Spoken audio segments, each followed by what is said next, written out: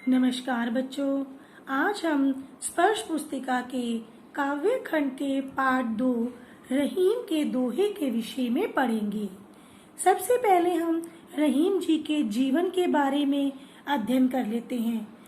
रहीम जी का जन्म 1556 ईस्वी में लाहौर के पाकिस्तान में हुआ था। इनका पूरा नाम अब्दुल रहीम खान खाना था। रहीम जी के दोहे नीति परक दोहे हैं।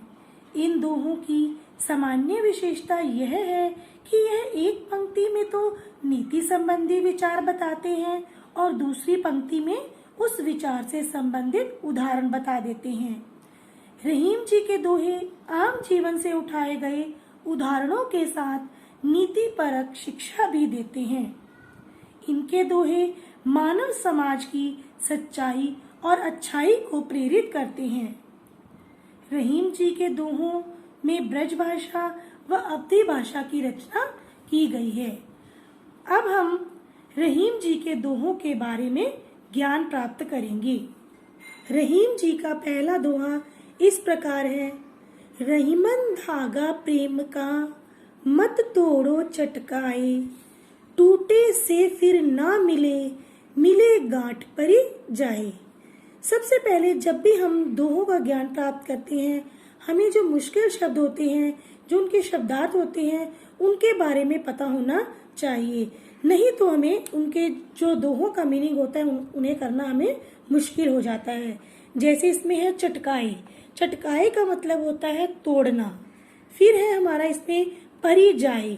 परिजाए का मीनिंग होता है पड़ जाती है।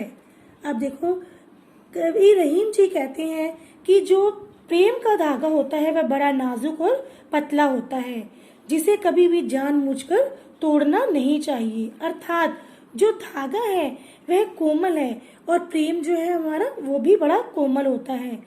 यदि धागा रूपी प्रेम एक बार टूट जाता है तो वह पहले जैसे नहीं जुड़ता और उसमें गांठ पड़ जाती है। इसी तरह जब हम किसी से प्रेम संबंधी व्यवहार अपनाते हैं तो हम जब उसमें एक खटास पैदा कर देते हैं तो वह रिश्ते दोबारा वैसे नहीं बन पाते। इसलिए प्रेम संबंधों की नाजुकता को ध्यान में रखते हुए उसे हमें कभी तोड़ना नहीं चाहिए। नेक्स्ट है हमारा रहीमन निज मन की बिथा, मन ही राखो गोए, सुनी अठिलेहे लोग सब, बांटी न लेहे कोई।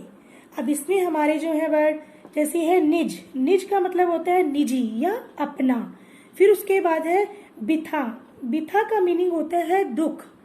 फिर हमारा वर्ड आता है हमारा अठिलेहे। अठिलेहे का मतलब होता है मजाक उड़ाना। फिर है लेहे। लेहे मतलब लेंगे। कोई। कोई मतलब कोई। अब इसमें रहीम जी कहते हैं कि व्यक्ति को अपने मन या हृदय के दुख को किसी दूसरे के सामने कभी प्रकट नहीं करना चाहिए। जो मन की वेदना है, मन के जो दुख हैं, जब हम किसी दूसरे के सामने प्रकट करते हैं तो दूसरे लोग उसका मजाक उड़ाते हैं। हमारी हमदर्दी कोई नहीं करता। सब बाटी न लेहे कोई। कहते हैं कि जिस प्रकार कि अपने मन में हम खुश ही खुश होते हैं कि दूसरा शायद हमारा बहुत साथ दे रहा है, परंतु वो हमारा साथ नहीं देता, वह हमें हमारा मजाक उड़ाने के लिए तत्पर रहता है। इसलिए जो अपने मन के भाव होते हैं, मन का जो दुख होता है, उन्हें हमें अपने मन तक ही सीमित करना चाहिए। समझ आ गया आपको बच्चे?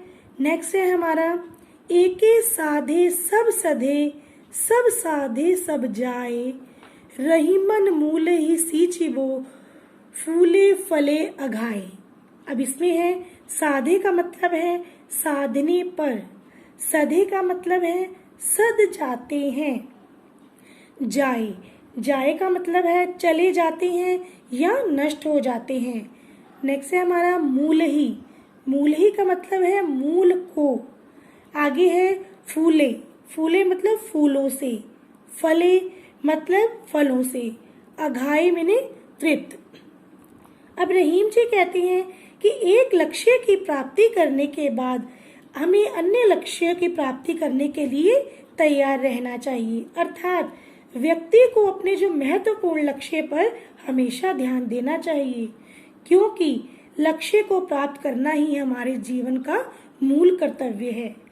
जिस तरह से किसी वृक्ष की जड़ की सिंचाई करने पर उस पर लगने वाले फूल जो और फल होते हैं हमारा पोषण करते हैं और हमें भरपूर मात्रा में तृप्त करते हैं, ठीक उसी तरह जड़ के समान जो हमारा लक्ष्य होता है, उस लक्ष्य की प्राप्ति करने के लिए जो मनुष्यों को बहुत ज्यादा मेहनत करनी चाहिए और परमात्मा का ध्यान करना चाहिए। और इस प्रकार हमें सभी सांसारिक फलों से तृप्त होके हमें सभी लक्ष्यों की प्राप्ति हो जाती है।